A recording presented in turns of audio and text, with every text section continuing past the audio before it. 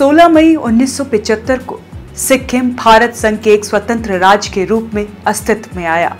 आज सिक्किम शिक्षा, स्वास्थ्य और रहन सहन के मामले में देश में अव्वल है। 7096 वर्ग किलोमीटर का ये राज्य आज साक्षरता दर में सबसे ऊपर है। यहाँ 90% साक्षरता है और प्रति व्यक्ति आय 7 लाख रुपए सालाना है। आज से 50 वर्ष पहले सिक्किम भारत गणराज्य का 22वां राज्य बना था।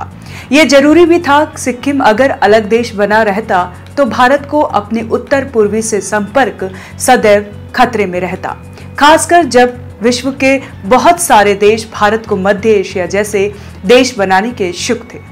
शीत युद्ध के उस दौर में अमेरिका और सोवियत संघ हर देश में अपना वर्चस्व चाहते थे। भारत के पड़ोसी अफगानिस्तान की वह दुर्दशा कर दी गई थी जिससे यह देश आज भी उभरा नहीं सका। शीत युद्ध के उस दौर में अमेरिका और सोवियत संघ हर देश में अपना वर्चस्व चाहते थे। भारत के पड़ोसी अफगानिस्तान की वह दुर्दशा कर दी गई थी जिससे यह देश आज भी उभर नहीं सका। 1977 के पहले का अफगानिस्तान जिस तरह से विकास की ओर अग्रसर था, आज वो उतना ही पिछड़ा हुआ है।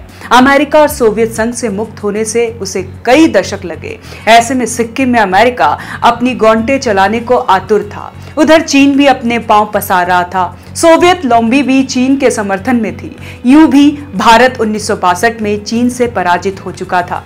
सिक्किम के नामग्याल राजा की अमेरिकी रानी वहां कुछ और ही खेल खेल रही थी, जबकि भूटान और सिक्किम की भारी रक्षा की जिम्मेदारी भारत की थी।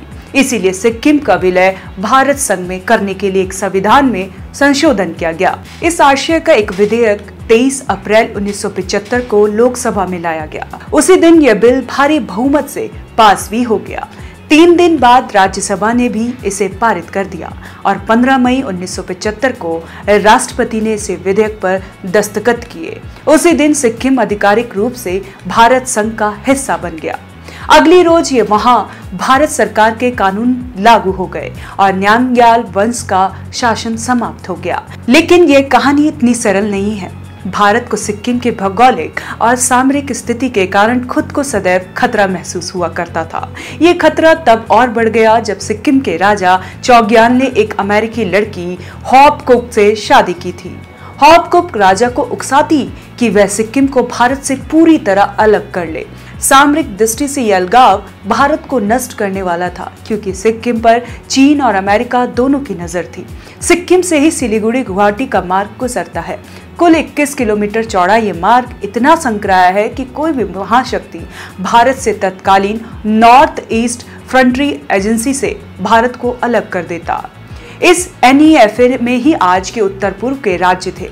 अंग्रेजों ने 1914 में एक संधि कर असम प्रांत के लखीमपुर और दारंग को मिलाकर नॉर्थ ईस्ट फ्रंटियर ट्रैक्ट बनाया था। इसे NEFT कहा गया। 1972 में अरुणाचल प्रदेश नाम से केंद्र शासित क्षेत्र बन गया और फिर NEFA अस्तित्व में आया। 1987 में अरुणाचल राज्य बना। अरुणाचल प्रदेश और सिक्किम तिब्बत की सीमाओं से सटे थे। 1641 में सिक्किम में लेप्चा लोगों ने एक स्वतंत्र राज्य बनाकर यह शासन शुरू किया। अगले वर्ष 1642 में नामग्याल राजाओं ने यहाँ बौद्ध साम्राज्य की स्थापना की। 1835 में अंग्रेजों ने सिक्किम के अधीन पहाड़ी क्षेत्र दार्जिलिंग को अपने नियंत्रण में ले लिया। 1861 में सिक्किम तुम लोग संधि के तहत ब्रिटिश संरक्षण का एक देश बना। आजादी के बाद भी सिक्किम की यही स्थिति रही। संविधान लागू होने के बाद यह भारत द्वारा संरक्षित देश के रूप में सामने आया। लेकिन तब तक नामग्याल वंश के चौग्याल राजा के विरोध में सिक्किम की जनता ने विद्रोह शुरू कर दिया। राजशाही में सिक्किम की जनता के नागरिक अधिकार राजा की मर्जी पर आश्रित थे। सिक्किम का यह अंदरूनी विद्रोह भारत के लिए भी खतरा बनता जा रहा था। भारत को संदेह था कि इसके पीछे सिक्किम की महारानी हॉपकुक से जनता की नाराजगी है। सिक्किम के लोग अपनी इस विदेशी नागरिक से खुश नहीं थे। राजा शराब में धुत रहते और रानी अपनी मनमर्जी शासन चलाती। कहा जाता है कि राजमहल की अनगिनत बेशकीमती वस्तुएं चोरी छुपे अमेरिका भेजी जाने लगी। इसके साथ ही सिक्किम के खुफिया रास्ते भी इसीलिए भारत सरकार ने दखल किया और वहां पर जमानत संग्रह करवाया। राजा के विद्रोह में 90% लोग थे। भारतीय सेना ने गैंगटॉक का घेर लिया और चौग्याल राजा को इस्तीफा देने के लिए विवश किया। आखिरकार 16 मई 1975 को सिक्किम भारत संघ के एक स्वतंत्र राज्य के रूप में अस्तित्व में आया। पहले ही चुनाव में राजा चौग्याल द्वारा समर्थित दल को सिर्फ 1 सीट मिली। यहाँ की विधानसभा में 32 सीटें हैं। सिक्किम, भूटान और नेपाल भारत और तिब्बत के बीच एक बफर स्टेट का काम करते थे, इसीलिए अंग्रेजों ने इनकी स्थिति को जस का तस बनाए रखा। आजादी के बाद भारत ने भी इनकी स्थिति से कोई छेड़छाड़ नहीं की और इनकी सुरक्षा की जिम्मेदारी ली, लेकिन तिब्बत को चीन द्वारा अपने में मिला लिए जाने के बाद भारत थोड़ा सतर्क तो हुआ, लेकिन सरकार शांत रही। इन्हीं की स्थिति में बदलाव के बारे में 1962 के बाद सोचा जाने लगा। इस बीच एक तो प्रधानमंत्री जवाहरलाल नेहरू की मृत्यु हो गई और 1965 में भारत के विरुद्ध पाकिस्तान ने युद्ध छेड़ दिया। फिर अचानक दूसरे प्रधानमंत्री लाल बहादुर शास्त्री की असमय मृत्यु से इस सीमा के बाबत चुप साधी गई। 1971 में पाकिस्तान से दोबारा युद्ध हुआ और पूर्वी पाकिस्तान बांग्लादेश के रूप में अलग देश बन गया। 1973 में जब न्यांग्याल राजा के विरुद्ध सिक्किम में आंदोलन चला, तब भारत ने दखल किया। नेपाल, भूटान और सिक्किम तीनों देश भारत के लिए बफर स्टेट का काम कर रहे थे, लेकिन दोनों के साथ भारत के संबंध अलग अलग रहे। नेपाल सदैव एक स्वतंत्र देश रहा। ब्रिटिश भारत के समय भी उसका अस्तित्व एक संप्रभु देश के रूप में था, जबकि भूटान 1910 की संधि के तहत ब्रिटिश इंडिया का संक्षिप्त पर स्वतंत्र देश था। इसके विपरीत सिक्किम पूरी तरह ब्रिटिश इंडिया द्वारा संरक्षित था। आजादी के बाद भारत सरकार ने भूटान से 1949 में एक संधि की। इस संधि के अंतर्गत भारत ने भूटान के विदेशी और रक्षा मामलों में मार्गदर्शक का काम किया। शेष आंतरिक मामलों में वह स्वतंत्र था। सिक्किम के विदेशी और रक्षा मामले में भारत की भूमिका एक संरक्षक थी। 1970 के बाद सिक्किम के चौग्याल राजा भूटान जैसी स्थिति चाहते थे, जो तब संभव नहीं थी। सिक्किम को भारत में मिला लेना भारत के लिए बहुत जरूरी था। सिक्किम की प्रजा भी यही चाहती थी। एक तो सिक्किम पूरी तरह भारत पर निर्भर था।